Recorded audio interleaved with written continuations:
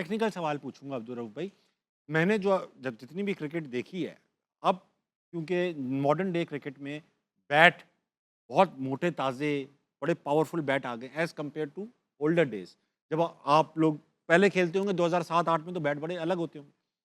अब जैसे for example इन्होंने कल बताया, छक्के मारने के लिए ताकत से ज़्यादा टाइमिंग चाहिए होती है। बॉल टच कैसे हो रही है जा रही है। सईद अनवर मारा करते थे पुराने ज़माने में, इससे ही और बैट्समैन। अब जहाँ तक बात है पाकिस्तानी बल्लेबाज़ों की, साहबज़ादा को साइड पे कर लीजिए, साइम बाबर की बात करते हैं, उनसे छक्के नहीं लगते। तो पावर प्ले में उन्होंने पता नहीं कितने कम छक्के मारे हुए हैं, ये सबको पता है, छक्के नहीं मार पाते। तो जब छक्के नहीं मार पाते, इसका मतलब ये है कि वो टाइम नहीं कर पाते उस बॉल को, जो छक्के। अब एक ग्रेट बैट्समैन बनने के लिए अगर ये बेसिक स्किल ना हो टाइमिंग की, तो फिर ग्रेट बैट्समैन कैसे बनेगा बंदा? देखिए बेसिकली तो ये स्ट्रक्चर जो पावर हिटिंग है ये सीखनी पड़ती है आपको। आपके जो साइंटिफिक मेथड्स हैं उनको यूज़ करना पड़ता है। हमारे बदकिस्मती ये है कि हमारे जो फारिग फेरे होते हैं इधर काजी स्टेडियम के आसपास, उनको पकड़ते हैं, कैंप लगा देते हैं कि आके इनको छक्के मारना सिखाओ। इस तरीके से आप पावर हिटिंग सीख नहीं सकते। ठीक। आप देखेंगे ये जो मार्करम है या डिकॉक है या उसके बाद जो ये अभी हिटमर है जो वेस्ट इंडीज़ के हैं, इन्होंने जब जो पावर हिटिंग सीखी है, इनके स्ट्राइक रेट भी 120-125 थे।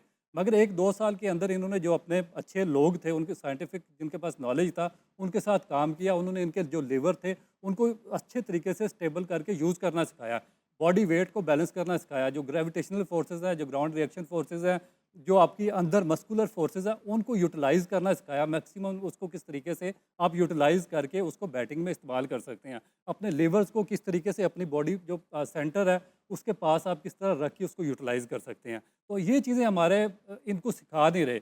आप कैंप लगा देते हैं, पीछे भी एक फर्स्ट क्लास छुड़ा के आपने कैंप लगा दिया जी, एक फार्मर टेस्ट क्रिकेटर है उसको बुला दिया जी कि इनको छक्के मारना सिखा दें। अब्दुल रज़ाक साहब? जी, रज़ाक साहब को। तो ये कोई तरीका नहीं है, ये नॉनसेंस है मेरे ख्याल के मुताबिक, और नॉन सीरियसनेस है ये।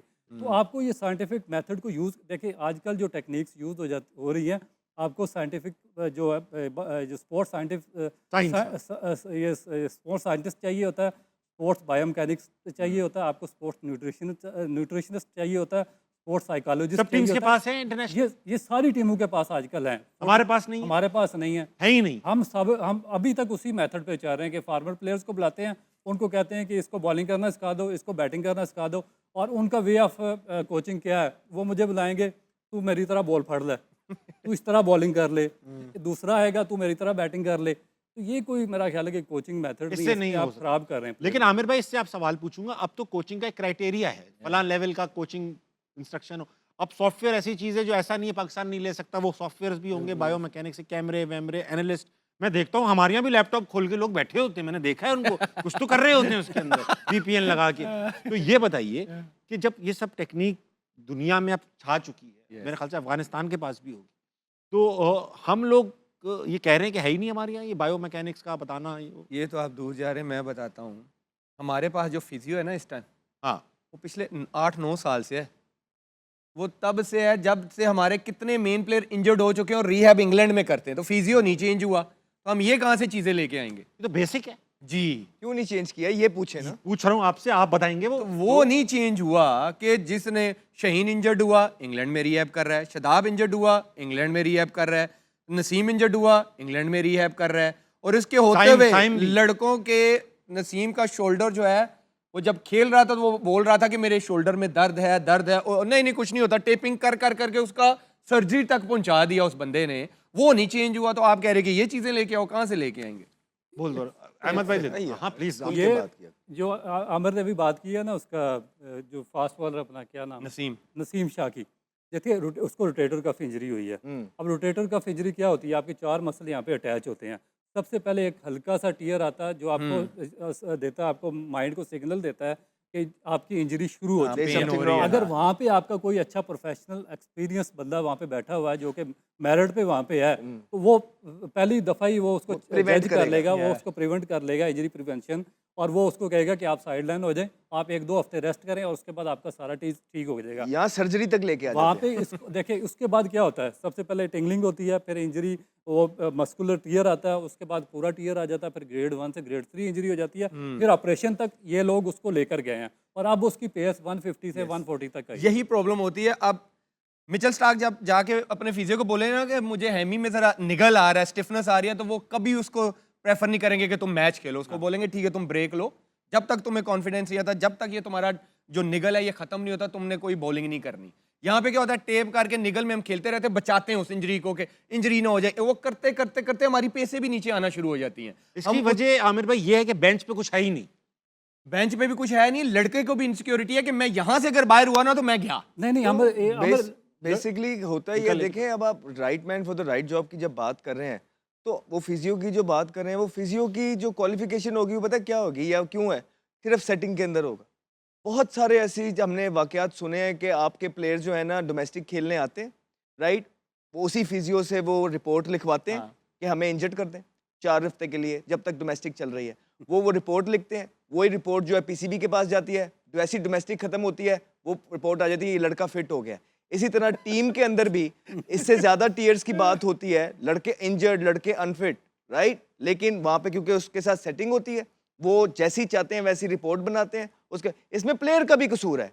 प्लेयर खुद भी इनसिक्योर होता है, प्लेयर खुद भी कहता है कि चलने दो, प्लेयर खुद भी फिजियो कहता है कि यार मैंने खेलना है, क्योंकि वो प्लेयर की माइंडसेट ये है कि एक दफा हम बाहर हो गए उसके बाद हमें चांस नहीं मिलना, बारों बार हो गए। तो नुकसान किसका हो रहा है, मैं ये पूछना चाहता हूँ, पाकिस्तान का। तो ये पाकिस्तान का ही तो नुकसान हो रहा है जब आप सेटिंग के अंदर लोगों को लेके आते हैं, लोगों के पास आपके राज हो जाते हैं, सीक्रेट्स हो जाते हैं, फिर आप उनको इतनी आसानी से नहीं निकाल पाते हैं क्योंकि आपको फिर वो ब्लैकमेल करते हैं। सो कहने का मकसद ये है कि जहाँ जो रऊफ भाई बातें कर रहे हैं ये 100% ठीक बातें हैं, लेकिन क्या रऊफ भाई को यहाँ बैठे ये बातें पता है? तो पाकिस्तान क्रिकेट बोर्ड में किसी को ये बातें नहीं पता है, जिनकी जॉब ही यही है, जिनको लाए इसलिए कि पाकिस्तान की क्रिकेट जो है इनहेंस करे, इंप्रूव करे, ऊपर जाए। So this is the reason, ये रिजल्ट्स जो हैं ये अच्छा रऊफ भाई क्या बताएं यार, आपने तो इसमें डिग्री हासिल कर रखी है, तकरीबन डॉक्टर हैं आप इस काम के। मुझे ये बताइए कि ये जो माइक हेसन है ये तो बाहर के हैं, ये हेड कोच का काम नहीं होता कि वो फिजियो टीम का जो पूरा स्टाफ होता है वो सेलेक्ट करे हैंड पिक, और वो देख रहा होगा ना यार ये फिजियो हमारा ठीक काम नहीं कर रहा। उसने तो इन्होंने तो न्यूजीलैंड के साथ काम किया, इंटरनेशनल कोच है, इन्होंने देखा होगा ये फिजियो यार हमारा सही काम नहीं कर रहा, तो ये तो कभी नहीं शिकायत कर रहे। नहीं, बेसिकली ये जो हेड कोच लाते हैं ये अपना बाज़ दफ़ा ले आते हैं अपना पूरे का पूरा पैनल, मगर बाज़ दफ़ा जो सारा पैनल होता है बाकी वो पाकिस्तान क्रिकेट बोर्ड इनको देता है। डॉक्टर्स इनके होते हैं, फिजियो इनके होते हैं, मसाजर्स वगैरह इनके होते हैं, और जो न्यूट्रिशंस वगैरह होते हैं वो पाकिस्तान क्रिकेट बोर्ड उनको देता है, फिर उन पे उनको रिलाई करना पड़ता है इस वजह से। अब जहाँ तक इन्होंने बात की है, देखिए प्लेयर्स का मैं इसलिए कसूर नहीं कहूँगा कि हमारे प्लेयर्स की जो बेसिक एजुकेशन है वो नहीं है, जीरो। उनको नहीं पता स्पोर्ट्स साइंस क्या, उनको अपने न्यूट्रिशन का नहीं पता, उनको अपने जो बॉडी मसल्स हैं उसका नहीं पता, उनको बॉडी की नेचर का नहीं पता। तो ये फिर जो पाकिस्तान क्रिकेट बोर्ड इतना बड़ा पैसा लगा रहा ठीक कह रहे है, ये उसका काम है ना कि Impose करे। इनसिक्योरिटी भी बोर्ड का काम है कि उनका दूर काम करें है। ना। इतना बड़ा पैसा आप दे रहे हैं तो फिर नॉन प्रोफेशनल लोगों को क्यों रखते हैं? अगर आप Professional लोग फॉर ऐड करें। एग्जांपल आपका बच्चा है वो पीएस खेल रहा है, आपको तो पता है ना कि पीएस कितनी नुकसानदेह सही है, बात। तो वो फिर आपने इम्पोज करना है कि वो मेक श्योर करें कि ना ट्रेनर खेले। फिजियो का क्या काम होता है, हमें लगता है कि नसीम शाह फिट नहीं है, हाँ। ट्रेनिंग उसको मैंने देखा ट्रेनिंग पूरी करता है, उसकी मोबिलिटी का मसला है। अब उस पे ट्रेनर और फिजियो ने काम करना है कि इसकी बॉडी में मोबिलिटी जो इसके मसल्स की मूवमेंट्स है उसको कैसे सही करना है, ये उनका काम है, उसको बताना है। जैसे रऊफ भाई ने कहा कि हमारे लड़कों को शायद नहीं पता अपनी बॉडी का कि मेरे इस बॉडी में प्रॉब्लम क्या आ रही है, स्टिफनेस उसकी ज्यादा क्यों है। नसीम आपको अनफिट इसलिए लगता है कि उसकी बॉडी नेचुरली बहुत स्टिफ है, उसकी मोबिलिटी पे काम होने वाला है, ये फिजियो ट्रेनर का काम है। और आपको बंदे वैसे रखने चाहिए जिनको पता है हाँ यार आमिर की बॉडी में ये मसला है, हमने इसको ऐसे लेके चलना है, इस पे ये काम करना है। आपको ऐसे प्रोफेशनल बंदे चाहिए। अच्छा भाई अब जरा क्रिकेट पे आ जाएं दोबारा से, वर्ल्ड कप पे कल क्रूशल मैच है इंग्लैंड न्यूजीलैंड का, हमारे ऊपर पॉइंट्स टेबल देख लेते हैं फिर बात करते हैं। इस वक्त तो वाकयात कुछ इस तरह के हैं कि इंडिया ने काफी रिकवरी की है, -3.8 से -1.1 पे आ उनका तो वैसे ही है ना, डू एंड डाई, जो जीते वो पहुंच जाए, उनका उनके तो ऊपर तो वैसे- यही हाँ, है, उनका डू तो एंड डाई वैसे- वाला बात है, जो जीतेगा पहुंचेगा। Zimbabwe is out, Yeah. Zimbabwe eliminated है। अब पाकिस्तान की जहां तक बात है, हमारे यहाँ ऐसा लग रहा है आपको रऊफ भाई कुछ है अपना इंग्लैंड न्यूजीलैंड का है, अगर न्यूजीलैंड आज का लोग बड़े ये कह रहे margin- थे ना कि 20 रन से हराए इंग्लैंड न्यूजीलैंड को, तो पाकिस्तान को 50 के 60 रन से हराना पड़ेगा श्रीलंका को, कुछ ऐसा था। इतना तो कर सकते हैं हम, इतना तो कर सकते वही हैं। मैं कह रहा हूँ, इतना मार्जिन तो नहीं है। रऊफ भाई अगर 20 रन अब आप उठाओ। से अगर 20 रन से इंग्लैंड न्यूजीलैंड को शिकस्त है तो पाकिस्तान को 30 रन से इसको शिकस्त देनी पड़ेगी। मेरा ये ख्याल तो कि हो अगर सकता है। अगर ओवरऑल रिजल्ट आप देखें ना तो उसमें यह आ जाता है कि पाकिस्तान को श्रीलंका को, अगर न्यूजीलैंड को इंग्लैंड हराता है तो पाकिस्तान को या तो 40-50 रन से इसको श्रीलंका को हराना पड़ेगा, या फिर जो चेज करेगा पाकिस्तान वो 15 ओवर में पाकिस्तान को चेज करना पड़ेगा।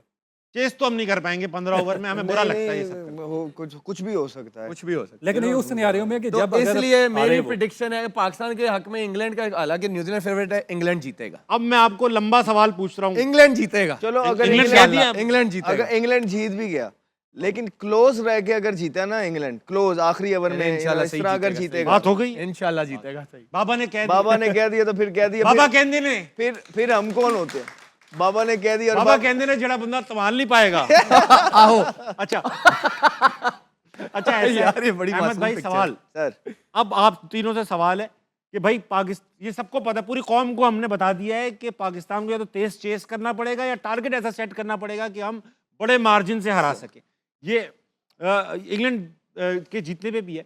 अब ये सब सिचुएशन क्लियर है, टीम मैनेजमेंट को भी पता होगा, प्लेयर्स को भी पता होगा, कप्तान को भी पता होगा कि तेज खेलना है, तेज टीम क्या होगी।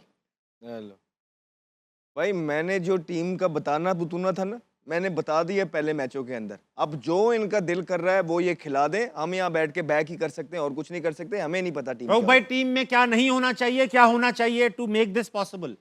देखिए मुझे अभी तक ना इसकी स्ट्रेटजी का नहीं पता है, जो अपने माइक हसन साहब हैं, क्योंकि फ़हीम अशरफ ने नीदरलैंड के खिलाफ आपको मैच जितवाया, उसको बाहर उठा दिया। तो ये ना अबरार ने मैच जितवाया पिछले एक साल जो में, अच्छा खेल रहा है उसको बाहर जा रहा ये ना अगले मैच में साहिबजादा को बाहर कर दिया। तो ये अब दुआ करें कि वो बाहर ना हो, वो मैच खेल रहा हो। अल्लाह सही कह रहे हैं। मुझे लगता है कि साइम की जगह आएगा इब्रार और सलमान की जगह आएगा नसीम।